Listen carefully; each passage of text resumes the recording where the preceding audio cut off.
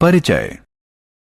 मनुष्य, जंतु और पादप जीवित रहने के लिए ऑक्सीजन पर निर्भर होते हैं।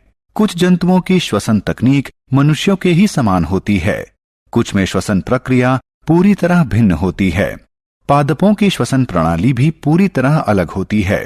इस पाठ में हम जंतुओं और पादपों के श्वसन के बारे में विस्तार से पढ़ेंगे।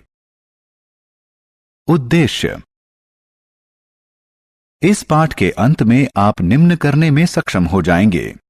कीटों में गैस का विनिमय समझाना, केंचुआ कैसे श्वसन करता है यह समझाना, मेंढक के श्वसन के विभिन्न तरीके समझाना, मछली जल में कैसे श्वसन करती है यह बताना, पादपों की श्वसन प्रक्रिया को बताना।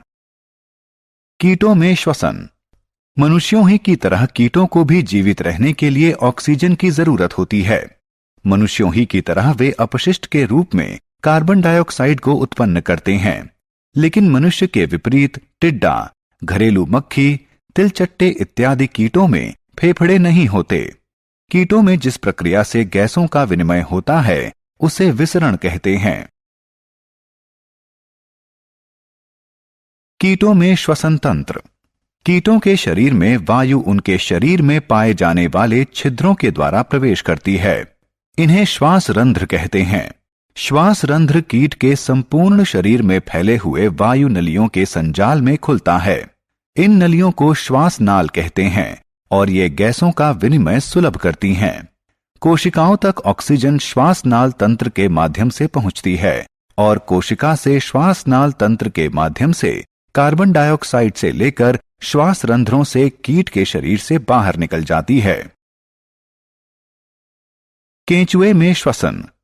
केंचुए जैसे कीटों में फेफड़े नहीं होते, न ही उनके पास नाक होती है। वे अपनी त्वचा से श्वसन करते हैं।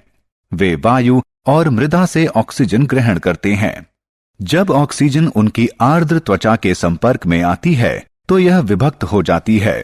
यह छोटी छोटी रक्त वाहिनियों के माध्यम से ग्रहण होती है और पूरे शरीर में संचारण करती है। यही रक्त वाहिकाएं कार्बन डाइऑक्साइड को त्वचा से बाहर निकालने के लिए ले जाती हैं। ऑक्सीजन के प्रभावी ग्रहण के लिए केंचुए अपने शरीर को आर्द्र रखते हैं। मेंढक में श्वसन। मेंढक में मनुष्यों के समान ही फेफड़े होते हैं। वे अपने फेफड़े का प्रयोग श्वसन के लिए करते हैं, लेकिन उनके फेफड़े ज्यादा विकसित नहीं होते, इसलिए वो दो प्रकार के श्वसन का प्रयोग करते हैं। एक मुख श्वसन और दूसरा त्वचीय श्वसन। मुख श्वसन में ऑक्सीजन ग्रहण की जाती है और इनके मुख में स्थित रक्त वाहिनियों के माध्यम से कार्बन डाइऑक्साइड बाहर निकल जाती है। इस प्रक्रम के दौरान फेफड़े का रास्ता बंद रहता है। त्वचीय श्वसन में ऑक्सीजन त्वचा पर स्थित रक्त वाहिनियों के माध्यम से अवशोषित की जाती है। यह श्वसन तभी प्रभावी होता है जब त्वचा आर्द्र हो। इस श्वसन तकनीक का प्रयोग मेंढक जल और थल दोनों जगह करते हैं।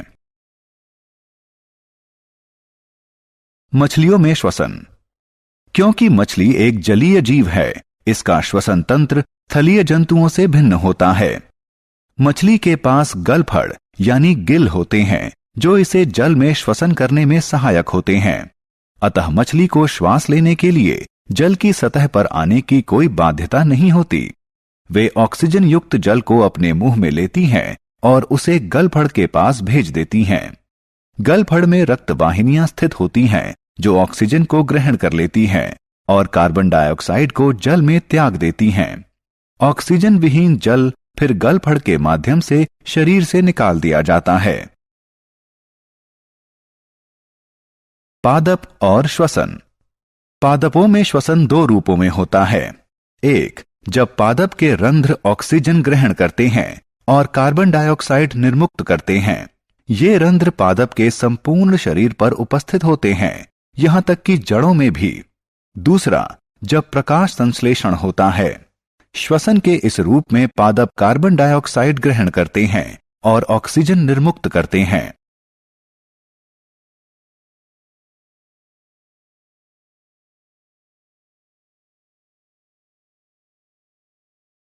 सारांश। आइए हमने जो कुछ सीखा है उसे संक्षेप में दोहराएं। कीटों में वायु उनके शरीर के किनारों पर स्थित श्वास रंध्रों के माध्यम से प्रवेश करती हैं। केंचुआ अपनी त्वचा के माध्यम से गैसों का विनिमय करता है। मेंढक के पास मनुष्यों के समान श्वसन के लिए एक जोड़े फेफड़े होते हैं। उनकी त्वचा आर्द्र और श्लेष्मीय होती है। वे अपनी त्वचा से भी श्वसन कर सकते हैं। वे अपने मुख से भी श्वसन करते हैं। मछलियों के पास श्वसन के लिए विशेष अंग होता है जिसे गलफड़ यानी गिल कहते हैं। पादपों में श्वसन के दो रूप होते हैं। एक रूप में ऑक्सीजन ग्रहण की जाती है और कार्बन डाइऑक्साइड निर्मुक्त की जाती है।